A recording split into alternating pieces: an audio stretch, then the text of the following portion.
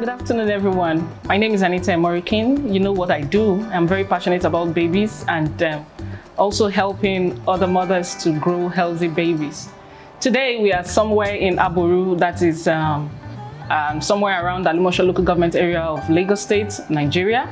And we're having an exclusive interview with one of our amiable mothers.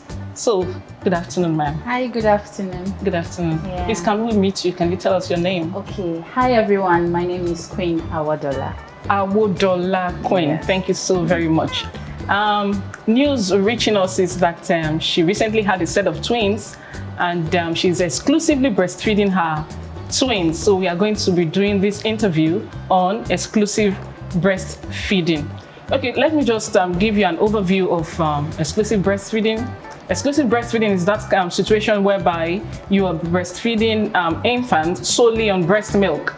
You're not using breast milk and water, because I've heard some other mothers say that they're exclusively breastfeeding, although they are also giving water. So exclusive breastfeeding is strictly on breast milk, and that is the recommendation by the World Health Organization for at least 6 months. And health practitioners all over the world have agreed that exclusive breastfeeding is very essential for the development of our babies, and of course it is very crucial to their well-being and their survival generally. Although the prevalence of exclusive breastfeeding all over the world is deteriorating. So we're going to be having this interview based on that. Thank you very much, ma'am. And can you tell us your take on exclusive breastfeeding, ma'am? Okay.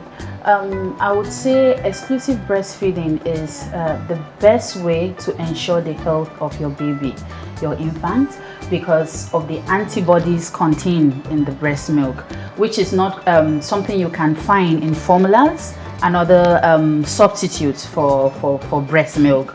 Yeah, so I would say breastfeeding, exclusive breastfeeding in particular, is very, very essential. It helps the baby's health, and then you hardly find yourself rushing in and out of the hospital unnecessarily, because whatever you're taking in is what you give your baby. So the nutrient is there, and then the health of your baby is guaranteed. Guaranteed. Yeah, so I like that. But in this situation now, we're talking about 2 babies and not 1. Yeah. Like I said, she has a set of twins. Can you tell us how old your babies are now?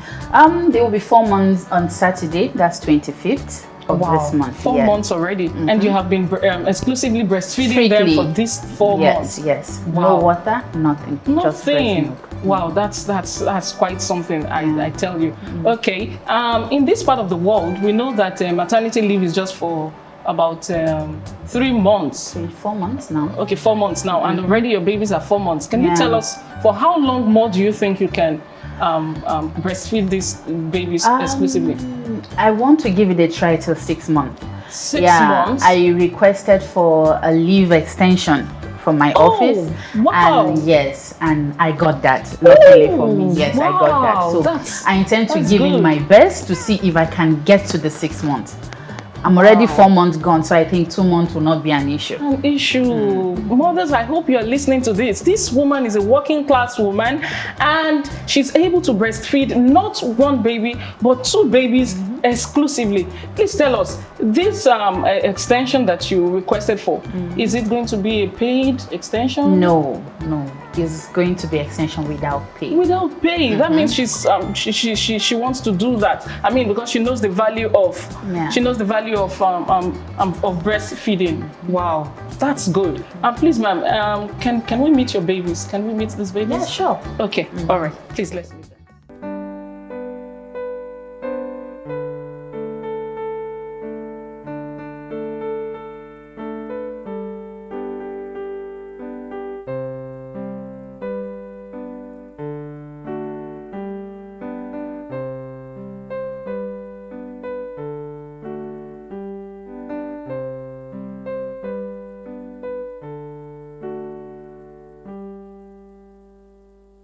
Wow, can you see what I am seeing?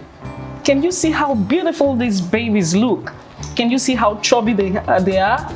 Can you see how healthy they look? Wow, I must say kudos to you, madam. Thank you. This is awesome. Beautiful, I tell you. Well, can you tell us their names, please?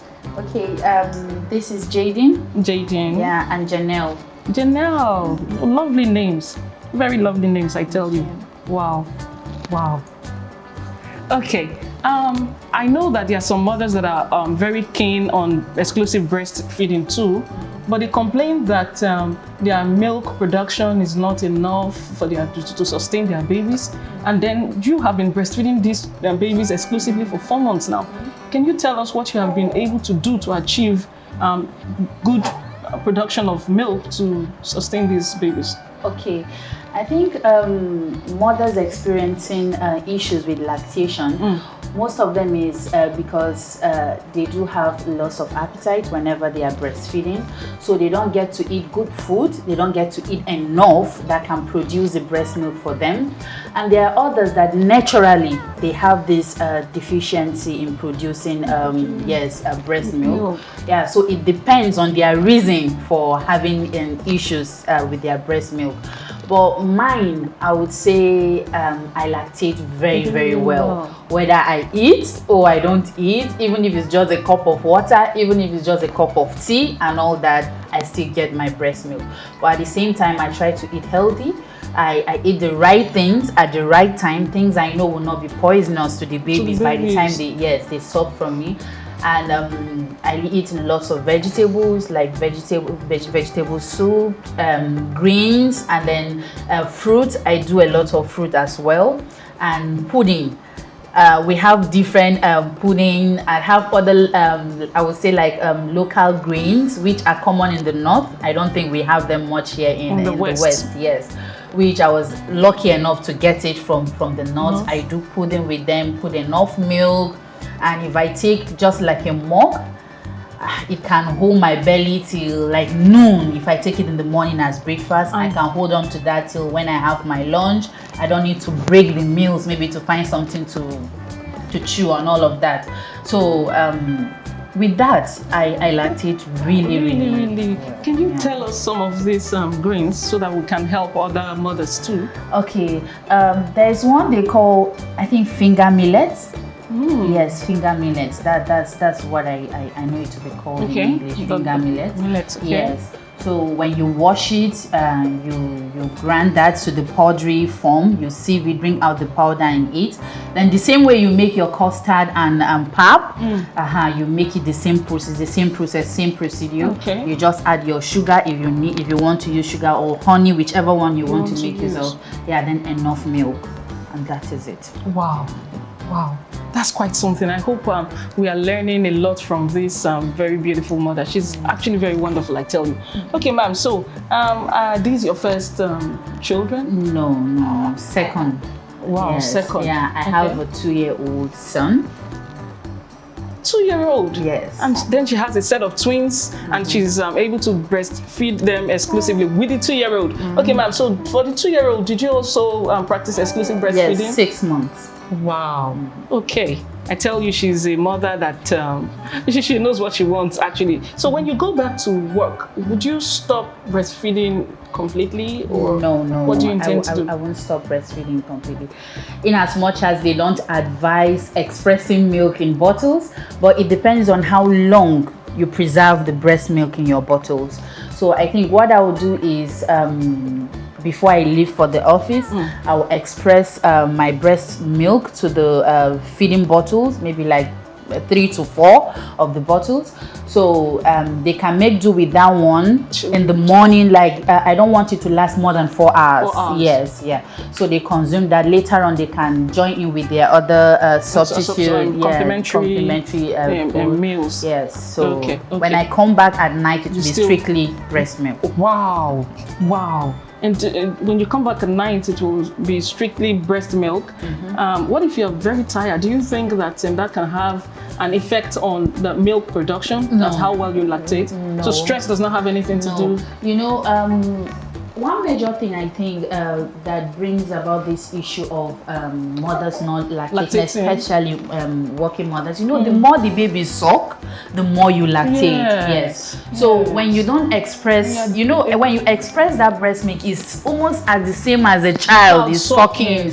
Yes. So and what I intend to do, even as I go to work, I will still carry empty bottles. Maybe when the breast is full, I will still be expressing just to avoid the dry, me having dry breast milk and all of that. So I get that. I get that. That is it. Okay, so thank God that we do have gadgets, you know, modern gadgets that can help to express your breast milk successfully. And some other mothers will do it manually too. Like for her that lactates very well, she can do it manually, and she can be getting enough milk expressed in the bottles for her babies. Thank you so very much, ma'am. Thank you. Thank you very much for having us. Thank you for having this interview with us. We are very grateful.